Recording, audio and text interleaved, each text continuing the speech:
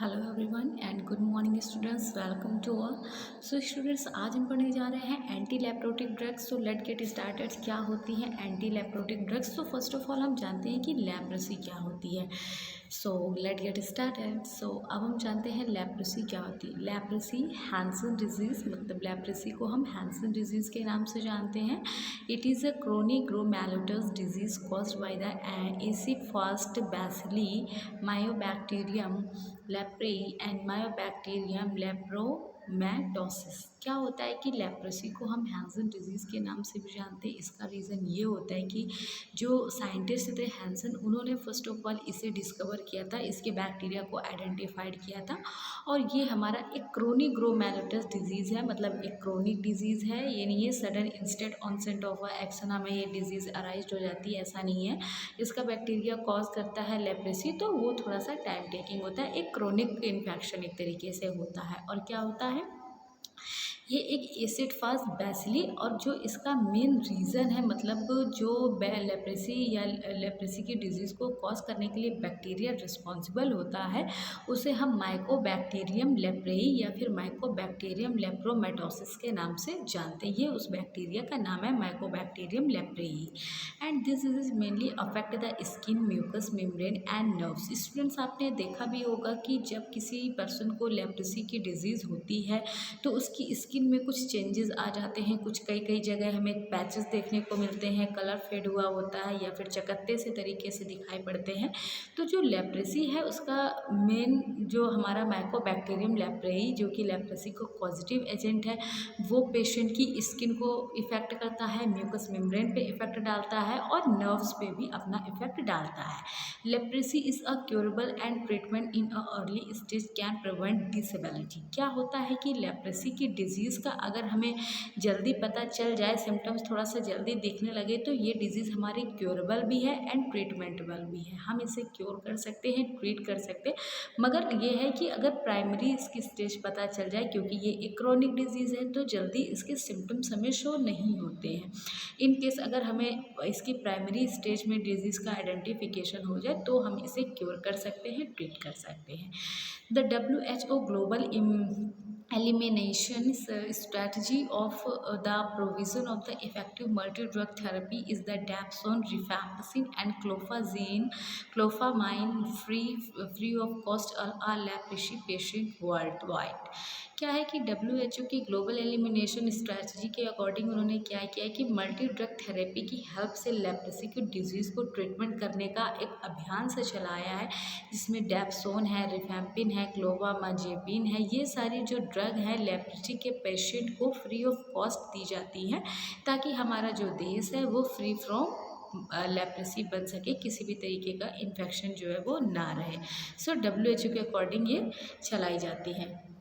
अब क्या, leprosy caused by the acid fast rod shape के bacillus known as the bacterium leprae. जो आप देख रहे हैं, ये रॉड शेप के जो बैक्टीरिया हैं, ये माइकोबैक्टीरियम लेप्रेई के हैं, जो कि हमारे लेप्रेसी की डिजीज़ को कॉज करने के लिए रिस्पॉन्सिबल होते हैं। अब हम देखते हैं, discovered by the Norwegian physician George Armauer Hansen. इसी वजह से ये जो फिजिशियन हैं, इन्होंने 1873 में इसको डिजीज़ को डिस्कवर किया था और आइडेंटिफाइड किया था। इसलिए हम लेप्रेसी को एक दूसरे नाम हैंसन डिजीज़ के नाम से भी जानते हैं। Mycobacterium leprae appear the red when the Ziehl Neelsen stain in a use. जब जेले निल्सन, मतलब जो हमारे साइंटिस्ट थे, इन्होंने डिस्कवर्ड किया था और इसके टिश्यू को, मतलब जो हमारी ये बैक्टीरियाज थे, इन्हें जब डाई करके कल्चर करके स्टेन किया गया था, तब ये हमें आइडेंटिफाइड हुए थे और पता चला था कि ये जो हमारे बैक्टीरियाज हैं वो लेप्रेसी के हैं। लेप्रेसी का क्लासिफिकेशन हमने दो तरीके से देखा है। एक WHO अपने तरीके से उसे क्लासीफाई करती है, और एक हमारा रेडली जॉपलिंग क्लासिफिकेशन है। सो जो WHO की क्लासिफिकेशन है, उसके अकॉर्डिंग वो क्या बोलते हैं कि पॉसी बैसिलरी, मतलब नॉन इन्फेक्शियस, जिसमें हमारे 2 to 5 लेजन्स आ जाते हैं। और एक हमारा मल्टी बैसिलरी होता है, जिसमें इन्फेक्शियस होते हैं और मोर देन 6 लेजन्स आ जाते हैं। अब उसके हिसाब से देख लें, रेडली जॉपलिंग के हिसाब से क्लासिफिकेशन करें तो tuberculoidal T and border line tuberculoid, border line and borderline, lepromatous and lepromatous, ये इसका है क्लासिफिकेशन। स्टूडेंट्स, अगर आपने पढ़ा होगा, आपने मेरा वीडियो देखा होगा तो उसमें देखा होगा कि जो हमारा ट्यूबरकुलोसिस डिजीज़ है उसका भी जो पॉजिटिव एजेंट है माइकोबैक्टीरियम ट्यूबरकुलाई वो है, और उसी की स्पीशीज़ का सेम बैक्टीरिया रिस्पॉन्सिबल है हमारी लेप्रेसी की डिजीज़ को कॉज करने के लिए, मतलब माइकोबैक्टीरियम ट्यूबरकुलोसिस वो अलग था, और जो डिजीज़ ये हमारी लेप्रेसी कॉज करता है वो माइकोबैक्टीरियम स्पीशीज़ का ही एक दूसरा बैक्टीरिया है, माइकोबैक्टीरियम लेप्रेई, जो कि हमारी लेप्रेसी की डिजीज़ को कॉज करता है। अब हम इसमें मल्टी ड्रग थेरेपी का यूज़ करते हैं, जिसमें बहुत सारी ड्रग्स हैं जो हम एंटी लेप्रेटिक यूज़ करते हैं, जैसे रिफेम्पिन है, डेप्सोन है, क्लोफामाजीन है, और इसका सबका अपना हिसाब से ड्यूरेशन अलग अलग होता है। तो ऐसे इन सब डिजीज़ के बारे में हम पढ़ेंगे। और एक इसका ये भी है कि ये हमेशा मल्टी ड्रग थेरेपी, मतलब कॉम्बिनेशन में ये ड्रग्स यूज़ की जाती है, तभी ये अपना ज़्यादा से ज़्यादा फार्माकोलॉजिकल इफेक्ट शो कर पाती है, अपनी हायर एफिकेसी पे इफेक्ट करते हैं। तो जब हम मल्टी बेसिडीज ड्रग्स देते हैं रिफेम्पिन की, तो 600 mg once a month and supervise देते हैं, और पॉविबेसिलरी में जब ड्रग देते हैं तो 600 mg की once a month and supervising देते हैं, मगर डेप्सोन को 100 mg डेली सेल्फ एडमिनिस्टर्ड आप इजीली ले सकते हैं, and 100 mg daily self administered polybacillaries में भी कर सकते हैं। लेकिन क्लोफाजिमाइन जो ड्रग है वो 300 mg once a month supervise and 50 mg इसकी डेली डोज आपको एडमिनिस्टर करनी होती है, और ड्यूरेशन इसका है 12 मंथ तक का, और पॉलीबेसिलरी में देखते हैं तो 6 मंथ तक का इसका टाइम ड्यूरेशन जो है वो है। अब एंटी लेप्रोटिक ड्रग का क्लासिफिकेशन देखते हैं। नॉर्मली हम उनके क्या कहते हैं, दवाइयों के हिसाब से, मेडिसिन के अकॉर्डिंग जब हम क्लासिफिकेशन करते हैं, तो हमारी सल्फोन्स है जिसमें हमारे डेप्सोन ड्रग आती है, एंड फेनाजीन के डेरिवेटिव्स आते हैं जिसमें हमारी क्लोफाजीमाइन ड्रग आती है, एंड एंटी ट्यूबरकुलर ड्रग जो कि हमारी रिफेम्पिसिन एंड इथियोनामाइड ड्रग आती है, एंड बहुत सारे ऐसे अदर एंटीबायोटिक्स भी हैं जो कि हमारे इंक्लूड होते हैं लेप्रेसी की डिजीज़ को ट्रीट करने के लिए, जैसे उसमें हमारी ofloxacin and moxifloxacin and clarithromycin and minocycline drugs, ये हमारी यूज़ होती है एज ए एंटी लेप्रेटिक। अब हम पढ़ते हैं स्टूडेंट डेप्सोन के बारे में, जो कि काफ़ी इम्पॉर्टेंट है हमारी लेप्रेसी की डिजीज़ को ट्रीटमेंट करने के लिए, और हम इसका यूज़ करते हैं as a anti leprotic drug. सो देखते हैं ये क्या है, 4,4 डाई अमाइनो फिनाइल सल्फोन्स, एंड इसका हमने स्ट्रक्चर देखा है, बगल में दिया हुआ है, and it is the simplest, oldest, cheapest, most active and most common drug use for the treatment of the leprosy.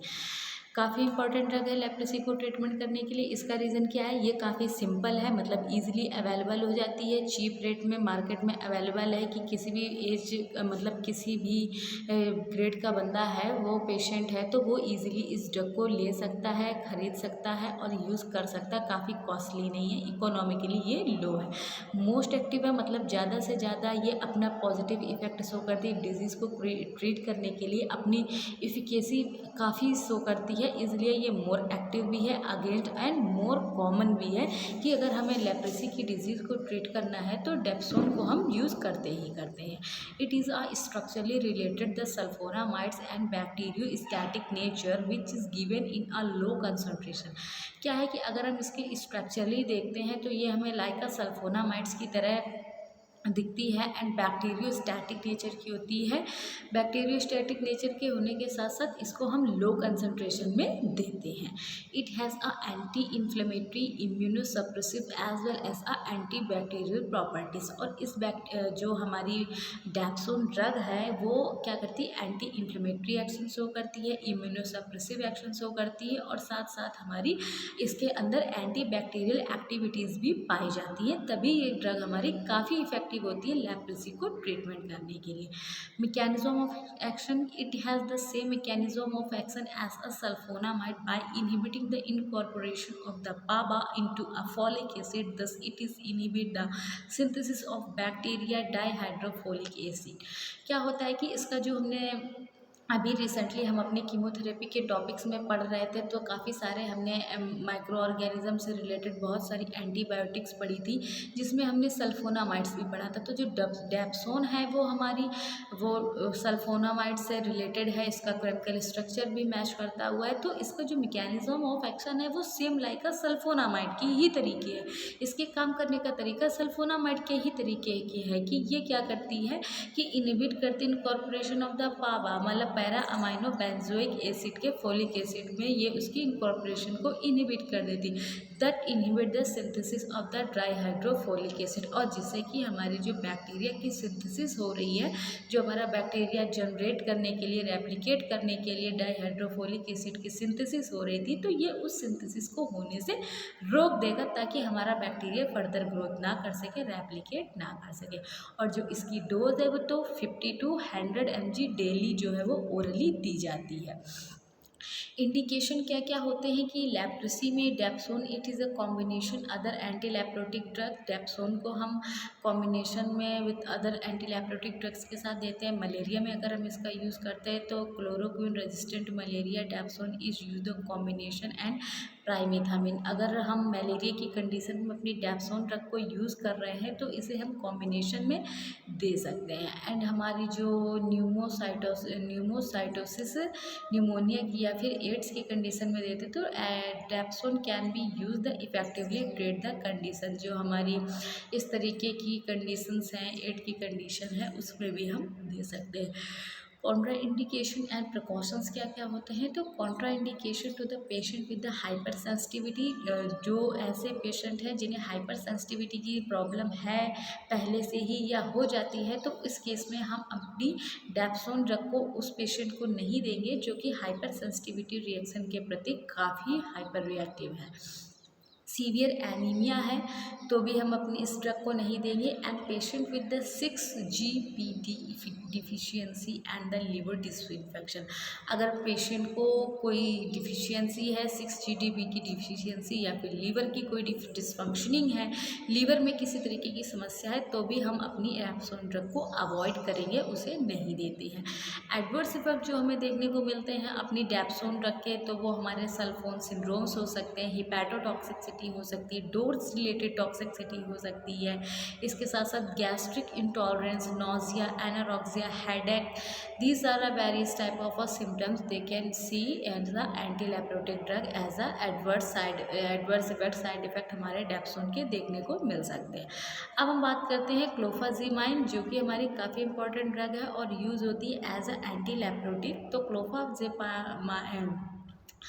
Clofazimine is a dye having the anti-leprotic and anti-inflammatory property. Often it is used in the combination of the rifampicin as a dapsone as a multi-drug therapy for the treatment of the leprosy.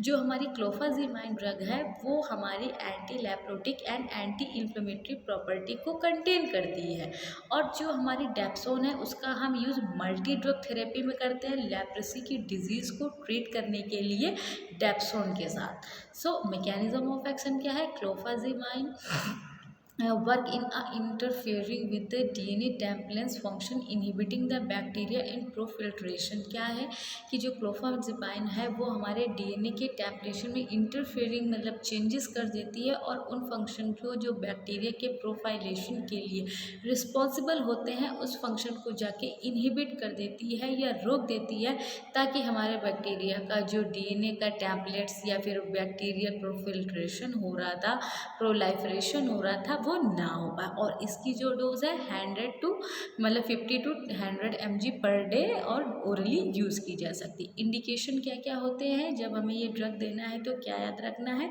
It is use in the component of a multi drug therapy of a leprosy. मतलब हम कभी भी leprosy की disease को अगर treat कर रहे हैं तो सिर्फ सिंगल ड्रग हम नहीं यूज़ कर रहे हैं, मल्टी ड्रग थेरेपी के कंपोनेंट में हम इसे इंक्लूड करके दे सकते हैं।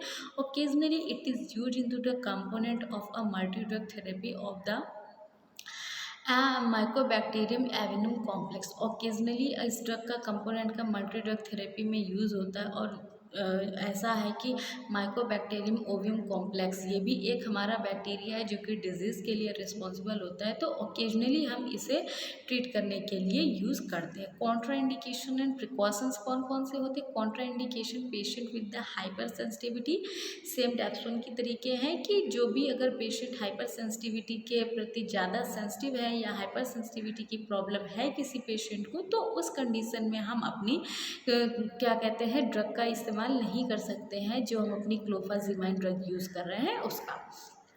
It is used to be avoided during the earlier pregnancy and the patient with the liver and kidney damage। अगर किसी महिला या फिर कोई वुमेन ऐसी है जिसे प्रेगनेंसी की कंडीशन है और वो प्राइमरी स्टेज में, अर्लियर स्टेज में है, तो भी हम अपनी क्लोफाजिमाइन ड्रग को नहीं दे सकते, या फिर किसी पेशेंट का लीवर डैमेज या किडनी डैमेज जैसी भी अगर प्रॉब्लम है तो उस कंडीशन में भी हम अपनी इस ड्रग को नहीं दे सकते हैं।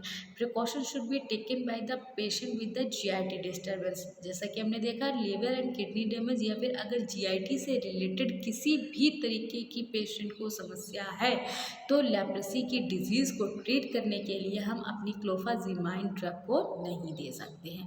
एडवर्स इफेक्ट जो मोस्ट प्रोमिनेंट हमें देखने को मिलता है क्लोफाजिमाइन का, वो रेडिश ब्लैक डिस्कलरेशन स्किन में हो जाता है, यूरिन में एंड स्वेट जो है हमारा वो देखने को मिल सकता है, जीआईटी के कुछ सिम्टम जैसे नोजिया, वोमिटिंग, एनोरेक्सिया, ये सब हमें देखने को मिल सकते हैं। ऑल्टरनेटिव भी कुछ रेजिमेंट्स जो है वो लिए जाते हैं, क्योंकि लेप्रेसी एक ऐसे डिजीज़ है जिसको ट्रीट करने के लिए हमें मल्टी ड्रग थेरेपी लेनी होती है, तो कुछ ड्रग तो है हम यूज़ करते हैं और कुछ के हम ऑल्टरनेटिव रेजिमेंट्स भी लेते हैं। तो these are the use only the case of the rifampin resistance and standard the multi drug therapy regiment is not possible. Clofazimine को 50 mg plus any two ofloxacin 400 mg and minocycline 100 mg and clarithromycin 500 mg daily for the 6 month follow की जाती है according to your physician. And intermission के देखें rifampicin 600 mg and ofloxacin 400 mg and minocycline जो हमारी 100 mg are the given the month for the 3 to 6 month and PBL मतलब multi polybacillary and for the 12 to 24 month for the MBL case without any drug in a between. ये सब drug therapy को लेने का combination and उनका dose regimen है, जो कि अकॉर्डिंग टू पेशेंट मतलब अकॉर्डिंग टू फिजिशियन पेशेंट को रिकमेंड किए जाते हैं। आपको उन्हीं के अकॉर्डिंगली जो है वो अपने दवा का अपनी थेरेपी का जो रूल है वो फॉलो करना होता है। ऐसे 4 ड्रग रेजिमेन भी होते हैं, इंटरमिशन भी होते हैं। So students, I hope you are understood well. आज हमने पढ़ा था एंटी लेप्रोटिक ड्रग, जो कि काफ़ी इफ़ेक्टिव थी आपके एग्ज़ाम के व्यू से और आपके अंडरस्टैंडिंग के लिए भी। So I hope you are understood well. Thank you class.